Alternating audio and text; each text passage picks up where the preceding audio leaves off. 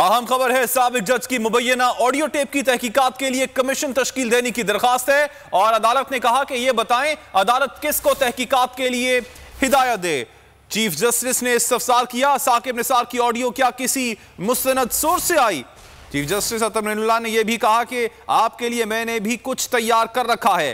Chief justice ने अपने खिलाफ सोशल मीडिया पर प्रोपेगेंडा की कॉपियां दिखा दी। चीफ जस्टिस ने कहा कि क्या अब इस पर तहकीकात करवाने लगे। अदालत ने कहा कि आजकल एडवांस टेक्नोलॉजी है, कोई भी ऑडियो या वीडियो बन सकती है। अदालत ने इस्तफसार किया, ऑडियो पर तहकीकात शुरू कर दें तो ज़ेरे इल्तवा अपीलों पर क्या असर पड़ेगा।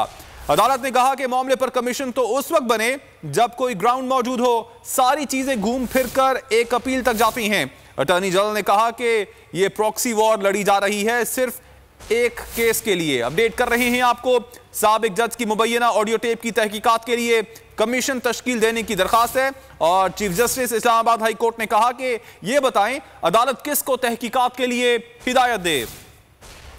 चीफ जस्टिस ने इस्तफसार किया, साकिब निसार की ऑडियो क्या किसी मुस्तनद सोर्स से आई है।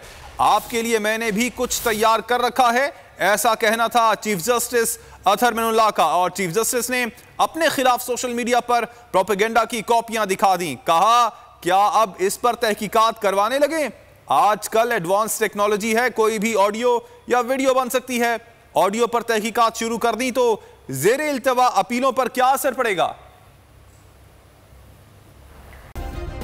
सब्सक्राइब करें और बेल दबाएं ताकि कोई खबर रह न जाए।